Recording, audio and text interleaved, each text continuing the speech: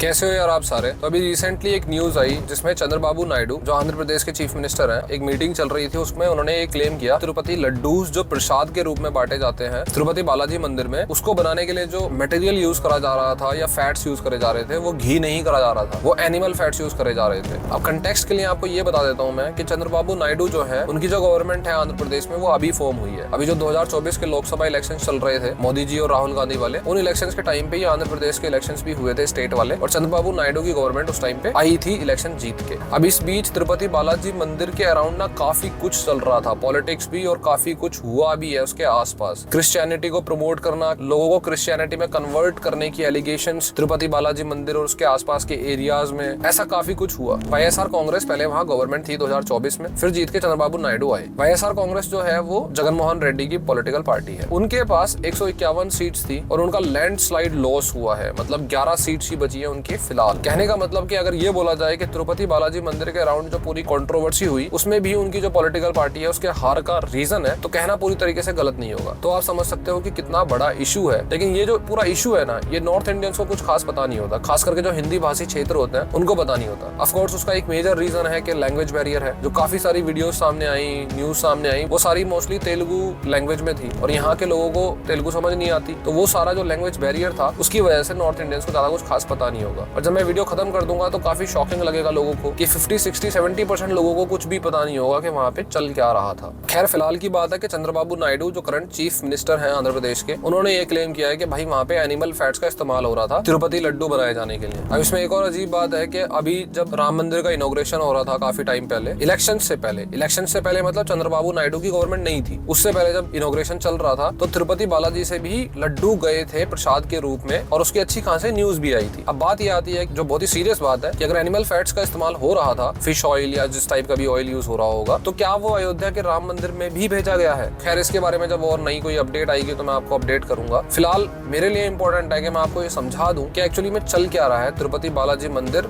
और वहाँ की जो आगे पीछे की पॉलिटिक्स है उसमें चल क्या रहा है। पहले आप ये समझो कि जब आप कोई भी गूगल सर्च करोगे या जानने की कोशिश करोगे तो आपको कई सारे नाम मिलेंगे, जैसे तिरुमला तिरुपति देवस्थानम, तिरुपति बालाजी मंदिर, श्री वेंकटेश्वर टेम्पल। अब ये सारे नाम है ना, वो सारे एक ही टेम्पल के नाम है, तिरुपति बालाजी मंदिर। सारे जो नाम है वो भगवान विष्णु के ही नाम है।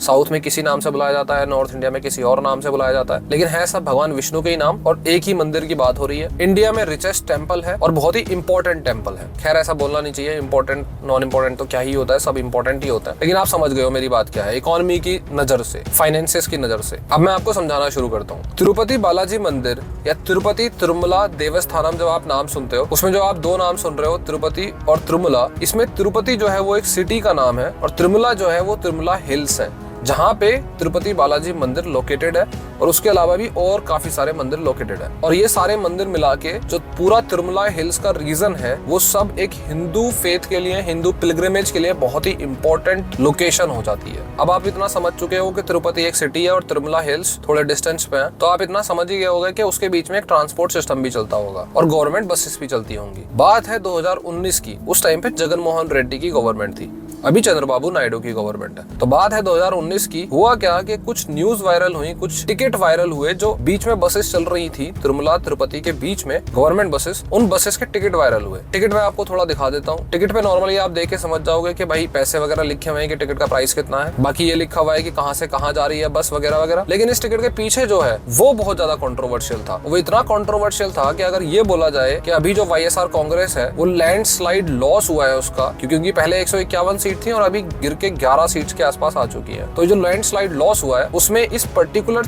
टिकट का या फिर इस पर्टिकुलर टिकट के अराउंड जो कंट्रोवर्सी स्टार्ट हुई थी उसका बहुत बड़ा रोल है, तो कहना गलत नहीं होगा। तो ऐसा इस टिकट के पीछे था क्या? टिकट के पीछे एक्चुअली तेलुगु में काफी कुछ लिखा हुआ है, वो मैं आपको इंग्लिश में समझा देता हूँ क्या लिखा हुआ है। टिकट के पीछे लिखा हुआ है Holi Jerusalem tour, 20% discount for Christian pilgrims, special package departing every Tuesday and Friday, और बाकी कॉन्टैक्ट डिटेल्स वगैरह मेंशन्ड है। मतलब जेरूसलम के ट्रिप के बारे में एडवर्टीजमेंट दिया गया है टिकट के पीछे। और कौन सी टिकट के पीछे?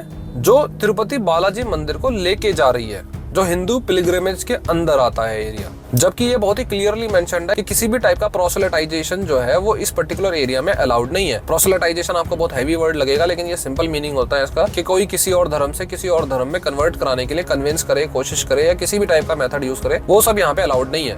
ये प्रॉपर हिंदू फेथ की एक प्लेस है। अब ये बात इतनी बड़ी क्यों हो गई? ये बात इसलिए इतनी बड़ी हो गई क्योंकि बहुत लंबे टाइम से एलिगेशंस लगाई जा रही थी कि तिरुपति बालाजी मंदिर और पूरा जो रीजन है उसके आसपास क्रिश्चियन कन्वर्जन की कोशिश की जा रही है, ऐसी एलिगेशंस लगाई जा रही थी। मैं नहीं बोल रहा स्पेसिफिकली। और जो बाकी की पॉलिटिकल पार्टीज हैं उन्होंने भी वाईएसआर कांग्रेस और जगन मोहन रेड्डी की गवर्नमेंट को घेरना शुरू कर दिया। जगन मोहन रेड्डी की गवर्नमेंट ने उस टाइम 2019 में काफी कोशिश करी डैमेज को कंट्रोल करने की। जैसे उन्होंने ये बोला कि जो टिकट्स हैं, टिकट्स के पीछे जो एडवर्टीजमेंट्स हैं, ये बहुत पहले ही छप चुके थे, पिछली गवर्नमेंट में छप चुके थे, लेकिन उसका कोई फायदा खास हुआ नहीं। क्यों फायदा नहीं हुआ? क्योंकि जगन मोहन रेड्डी खुद एक क्रिश्चियन फैमिली से आते हैं। उनके जो फादर है वाईएस रेड्डी, उनका भी जेरूसलम को लेकर काफी अच्छा कनेक्शन रह चुका है पास्ट में। इनफैक्ट वाईएस रेड्डी जब इलेक्शंस लड़ा करते थे तो इलेक्शंस के रिजल्ट से पहले वो जेरूसलम की विजिट करा करते थे, ऐसी भी न्यूज़पेपर्स में रिपोर्ट करी गई है। इनफैक्ट जब 2009 में वो इलेक्शन लड़े थे जगन मोहन रेड्डी के फादर वाईएस रेड्डी, तो उस टाइम जब इलेक्शन रिजल्ट से पहले उन्होंने जेरूसलम की पिलग्रिमेज ट्रिप करी थी,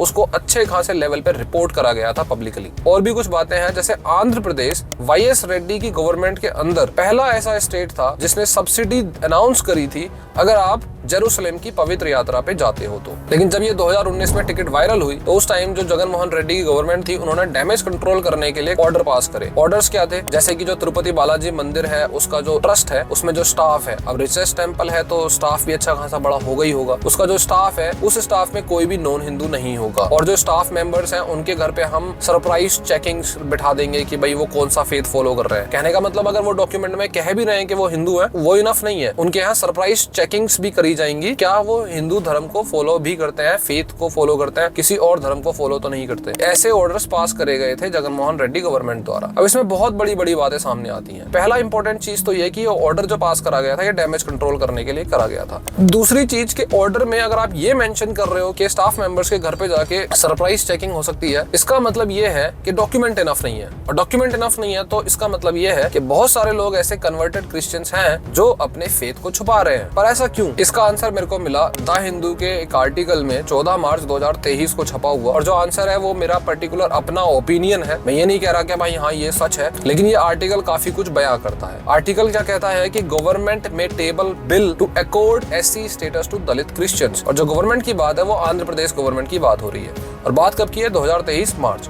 मतलब उस टाइम पे वाईएसआर कांग्रेस यानी कि जगन मोहन रेड्डी की गवर्नमेंट वहां पे थी। नॉर्मली क्या होता है कि जब भी कोई एससी स्टेटस के लोग अगर क्रिश्चियन में कन्वर्ट होते हैं तो उन्हें बीसी कैटेगरी में डाल दिया जाता है। लेकिन ये जो न्यूज है इसमें ये बोला जा रहा है कि बिल इंट्रोड्यूस करा जाएगा कि जो दलित क्रिश्चियंस हैं उनको एससी स्टेटस मिलेगा। अब इससे एक डॉट कनेक्ट होता है कि जो क्रिश्चियन मिशनरीज हैं या जो लोग क्रिश्चियन कन्वर्जन्स हुए हैं वो ज्यादातर एससी कम्युनिटी के हुए हैं। लेकिन बहुत हाई चांसेस हैं कि शायद ऐसा हो रहा हो कि वो लोग अपना जो एससी स्टेटस है उसको छोड़ना नहीं चाहते, उसका रिजर्वेशन या कोटा सिस्टम छोड़ना नहीं चाहते, इसलिए जो डॉक्यूमेंट है वहां पे अभी भी हिंदू मेंशन्ड हो।